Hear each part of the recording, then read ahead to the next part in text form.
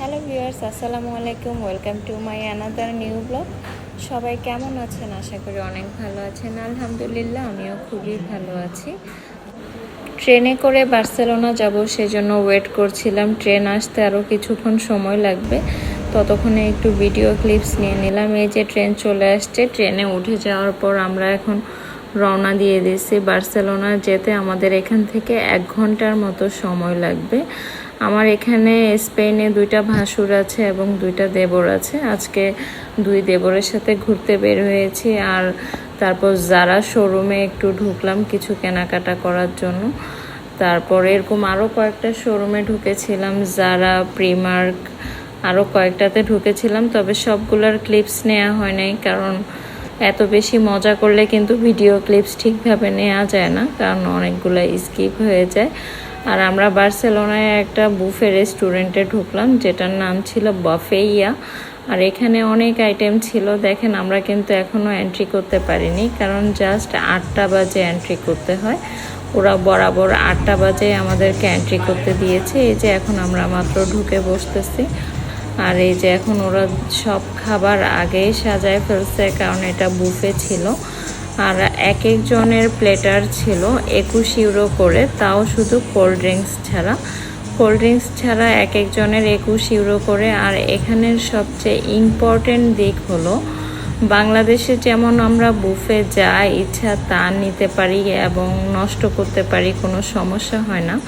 But স্পেনে buffet কিন্তু আপনি যখন খেতে গিয়ে নষ্ট করবেন, এটার জন্য আপনাকে চার্জ পে করতে হবে, মানে অনেকটা জরিমানার মতো বলতে পারেন। তাই খাবার সবাই খুব সাবধানে নেয়। সে যতটুকু ক্যারি করতে পারবে বা খেতে পারবে ততটুকুই খাবার নেয়। এখানে এত সসের ভেরিয়েশন ছিল, কারণ মেনলি এটা ছিল সুশি দোকান। আর সুশিতে তো অনেক রকম সস থাকবে, সেটাই স্বাভাবিক। আর অনেক ভেরিয়েশন ছিল, চিকেন থেকে শুরু করে সব কিছুই। আর এখানে কিছু কিছু হারাম খাবারও ছিল, সেজন্য আমার দেবর শেফের সাথে কথা বলে দেখছিল কোনটাতে সেদ্ধ আছে বা কোনটা হারাম খাবার আমরা খেতে পারবো না, সেগুলো আমাদেরকে দেখিয়ে দিচ্ছিল।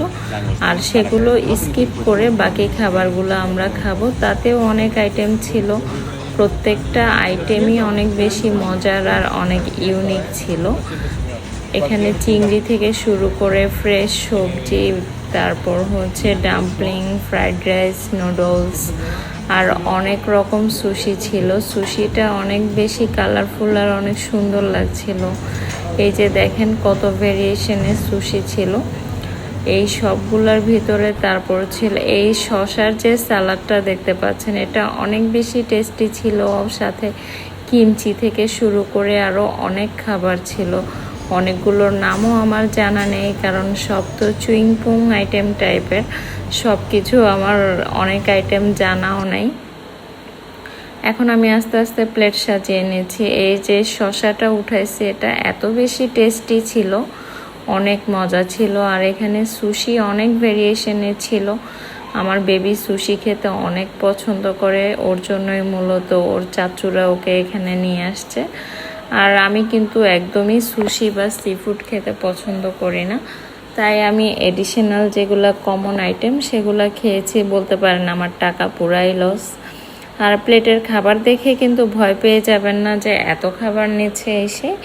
আমরা একসাথে সব কিছু সাজিয়ে নিচ্ছিলাম সেপারেট প্লেটে। তারপর আমরা এগুলো 4জন শেয়ার করে একসাথে খেয়েছি।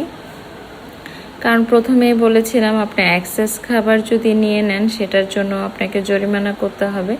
খেতে পারলে ওয়েল, বাট যদি আপনি খেতে না পারেন সেটার জন্য আপনাকে এক্সট্রা চার্জ পে করতে হবে।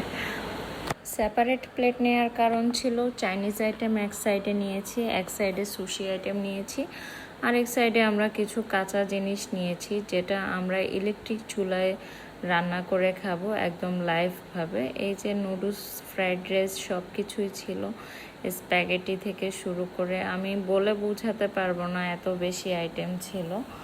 আর সবগুলো এখন আমাদের টেবিলে আমরা নিয়ে চলে আসছি। আর আমার বেবি তো এত এক্সাইটেড যে সে খাওয়া শুরু করে দিয়ে রিভিউ দেওয়া শুরু করে দিছে যে মাম্মি অনেক ইয়াম্মি, অনেক ইয়াম্মি। কারণ ও সুশি খেতে অনেক বেশি পছন্দ করে, আর ও সুশি লাভার বলতে পারেন। আর আমার দেবর হচ্ছে স্প্যাগেটি নুডলস লাভার। সে কিন্তু যত আইটেমই থাকুক সে নুডলস খাবেই খাবে, তার এত বেশি পছন্দ। বিফ স্টেকের সাথে সে আবার নুডলস নিয়েছে, সাথে শসা ডিম সব কিছু মিলিয়ে সে আবার খাওয়ার জন্য নিচ্ছে। আর এই সবুজ কালার যেটা দেখতে পাচ্ছেন এটা কিন্তু অনেক ইউনিক আর খেতে খুবই মজা। সমুদ্রের তলদেশে একটা পাতা, সেই পাতাটা দিয়েই মেক করছে।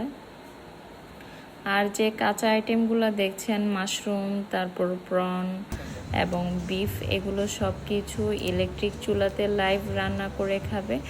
আপনি আপনার পছন্দ অনুযায়ী ব্ল্যাক পেপার, তারপরে স্পাইসি সস যে কোনো কিছু অ্যাড করে আপনি আপনার টেস্ট বাইট অনুযায়ী সেটা রেডি করে নিতে পারেন। আমরা তেল ব্রাশ করে তারপর স্কুইড এবং প্রন থেকে শুরু করে অক্টোপাস সব কিছু দিয়ে তেল ব্রাশ করে দিচ্ছি। এবং এই অক্টোপাসটা আমার বেবি দেখে এত বেশি এক্সাইটেড হয়ে গেছে যে সে বারবার ডাকছিল এটা খাওয়ার জন্য। পরে তার চাচু ওকে চামচে করে এগিয়ে দিছে খাওয়ার জন্য। আর এই বিফ স্টেকগুলো এখন দিচ্ছে, এগুলো ওরা খাবে।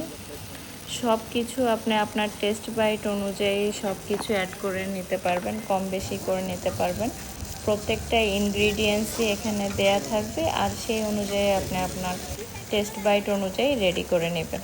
কিন্তু অনেক কিছুই ছিল, প্রন ছিল, বিফ স্টেক, স্কুইড, তারপর কালামার থেকে শুরু করে সব কিছুই ছিল। আর এই রেস্টুরেন্টের আমার সবচেয়ে এক্সক্লুসিভ লেগেছে ওদের ওয়াশরুমটা। ও মাই গড, এত গর্জিয়াসভাবে তাদের ওয়াশরুমের সেকশনটা করা, পুরা আমার কাছে মনে হচ্ছে আমি বিয়েবাড়িতে ঢুকে গেছি। এই বড় হ্যান্ড ওয়াশের জায়গা থেকে শুরু করে পুরো জায়গাটাই অনেক বড় ছিল আর অনেক গর্জিয়াসভাবে সাজানো ছিল। আশা করি ভিডিওটি ভালো লেগেছে।